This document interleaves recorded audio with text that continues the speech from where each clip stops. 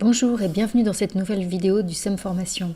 Dans cette vidéo, nous allons parler de Google Docs et de la façon dont on peut utiliser cet outil spécifiquement pour pratiquer l'écriture collaborative. Étant donné qu'il y a quand même un certain nombre de sujets qu'il va falloir aborder ensemble, la vidéo va être coupée en deux parties. Une première vidéo où il sera question de la mise en place de l'activité, du paramétrage des partages notamment, etc. Et une seconde vidéo où on verra plus concrètement comment se déroule la rédaction elle-même dans l'environnement de Google Docs. Alors, pour accéder à Google Docs d'abord, vous êtes à l'école, vous pouvez, dans la barre de lancement rapide, cliquer sur l'icône école en ligne et vous arriverez sur cette page. Si vous n'êtes pas à l'école, vous pouvez aussi taper dans n'importe quel navigateur eduge.ch et vous arriverez aussi sur cette même page. À partir de là, vous avez deux options. Soit vous cliquez sur Docs, ça va ouvrir directement un document Google Docs. Après, par contre, il faudra faire attention à enregistrer ce document au bon endroit sur le Drive. Ça, c'était donc la première option. Deuxième option, vous cliquez sur Drive et vous cliquez sur le petit bouton Nouveau qui vous permet d'ouvrir un document Google Docs. Par défaut, ce nouveau document, qu'on va appeler ici test, il apparaîtra en fait dans le Drive tout en bas, ici, et pas dans un dossier particulier. Si vous voulez qu'il apparaisse dans un dossier particulier, vous pouvez toujours cliquer ici sur le petit dossier et déplacer votre document là où vous le souhaitez. Le petit nuage qui apparaît ici avec un petit vu signifie que le fichier a été automatiquement enregistré. Et ça, c'est vraiment une des spécificités qu'il faut connaître par rapport à Google Docs, c'est que l'enregistrement est automatique. Donc vous n'avez pas besoin de faire ni enregistrer sous. Une fois que vous avez fini de travailler avec un document, vous fermez l'onglet et tout ça se fait tout seul. Donc avant de pouvoir pratiquer l'écriture collaborative avec vos élèves, il va falloir mettre en place un certain nombre de choses. Pour que plusieurs personnes puissent travailler sur le même document, il faut que ce document il soit partagé avec plusieurs personnes. C'est ça qui va permettre en fait à plusieurs personnes de modifier le même document.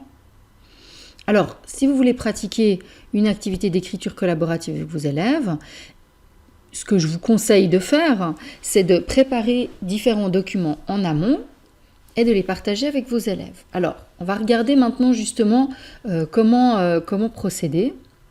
Il y a deux options, je dirais, qui s'offrent à vous. La première option, ça va être en fait d'ouvrir un nouveau dossier qu'on va appeler test également, créer.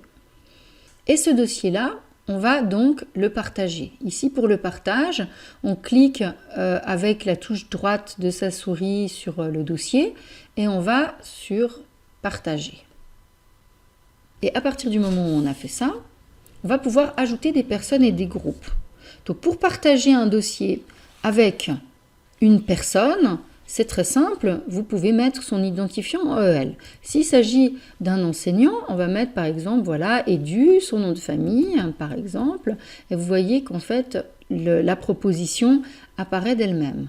S'il s'agit d'un élève, vous vous souvenez qu'on va plutôt entrer l'identifiant EEL de l'élève, par exemple, et vous avez l'identifiant de l'élève qui va apparaître. Troisième option, vous voulez partager avec une classe et à ce moment-là, il faut savoir comment sont structurés les identifiants des classes.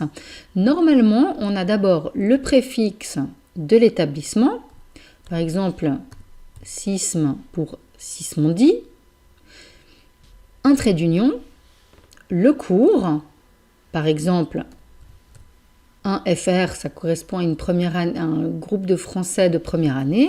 Et puis, vous choisissez en fait le numéro correspondant pour le groupe. Et à ce moment-là, disons qu'on va choisir la première classe qui se trouve ici. Hop. Et on va pouvoir donc partager le dossier avec cette classe. Vous avez ensuite plusieurs options. Vous pouvez donner à la classe différents droits. Si vous voulez que vos élèves puissent modifier les documents, vous êtes obligé de les faire éditeurs. Ça leur permettra donc de modifier les fichiers. Si vous voulez seulement qu'ils consultent les fichiers, mais ça n'aurait pas de sens pour ce genre d'activité, vous leur donnez des droits de lecteur. Vous pouvez également leur donner la possibilité de commenter.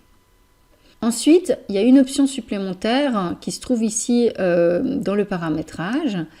C'est celle-ci. Vous pouvez cocher ou ne pas cocher cette case. Les éditeurs peuvent modifier les autorisations et partager des documents. Moi, je vous conseille de décocher la case parce que ce que vous ne voulez pas, c'est que vos élèves puissent aller modifier certains paramétrages dans le dossier. Ensuite, vous avez l'option d'envoyer une notification. Si vous décidez d'envoyer une notification, ça veut dire qu'il y aura un mail qui va partir, qui va arriver dans la boîte, enfin dans la messagerie de tous ces élèves et qui leur dira un dossier a été partagé avec vous, etc., etc. Vous pouvez le faire ou ne pas le faire, c'est comme vous voulez. Et normalement, à ce moment-là, on clique sur envoyer, ce que je ne vais pas faire puisque je n'ai pas envie de partager ce dossier test avec une classe pour de vrai.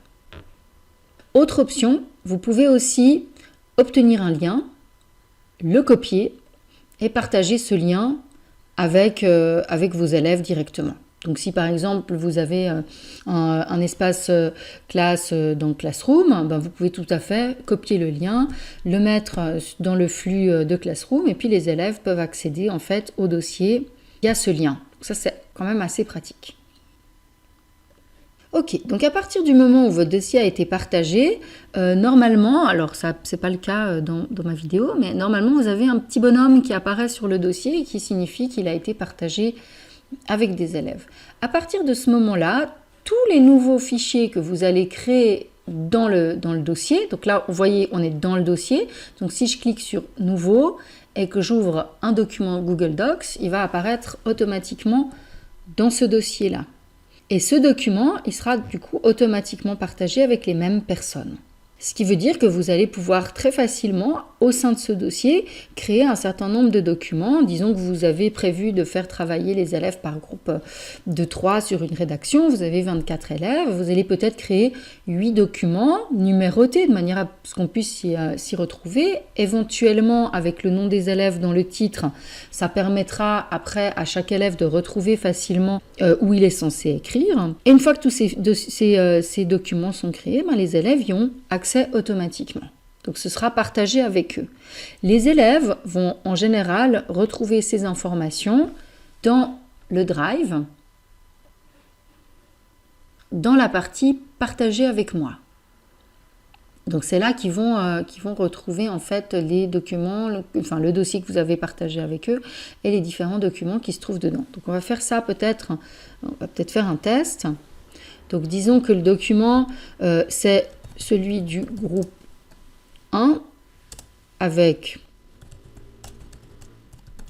Iris, Eric et Jean. Vous voyez que c'est enregistré dans le Drive.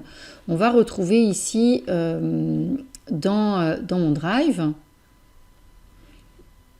dans le dossier test, le premier document. On peut en ouvrir plusieurs, etc. et ensuite partager ces documents avec les élèves. Une autre possibilité est de créer un dossier, de ne pas partager le dossier avec les élèves, mais de partager directement les documents créés avec des élèves. À ce moment-là, vous le partagez directement avec les élèves qui doivent travailler dessus. Donc en l'occurrence ici, ce serait Eric et Jean. À ce moment-là, c'est eux seulement qui ont accès à ce document. Le reste de la classe, donc les groupes 2, 3, 4, 5, 6, 7, 8, n'ont pas accès à ce document. Ça a un certain nombre d'avantages, et notamment d'empêcher que, les élèves du groupe 2 aillent rajouter des choses dans le document du groupe 1, etc., etc. Si vos élèves sont un peu farceurs, peut-être que ce n'est pas une mauvaise option de partager chaque document individuellement avec les élèves qui vont constituer le groupe.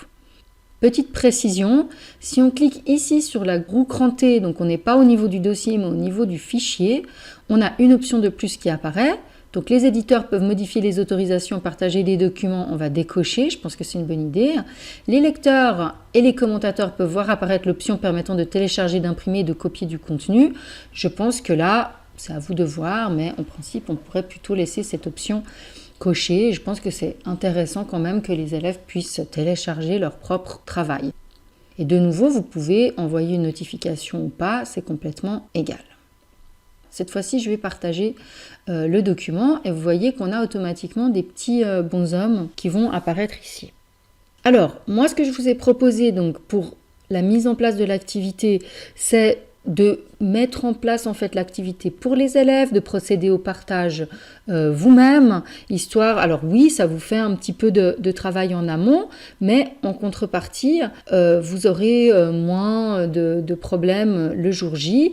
Si vous avez des élèves qui sont assez débrouillés, qui ont l'habitude d'utiliser ces outils, disons que vous avez déjà travaillé avec Google Drive quelquefois, vous pouvez toujours dire aux élèves eux-mêmes de créer des documents pour le groupe et demander aux élèves de partager le document avec leurs camarades, mais surtout avec vous, parce que vous aussi, vous avez besoin évidemment d'avoir accès aux documents produits. Personnellement, il me semble qu'il y a quand même de fortes chances qu'il y ait des petits couacs, que vous ayez besoin d'aider vos élèves, de leur remontrer quels sont les identifiants EL de leurs camarades, etc.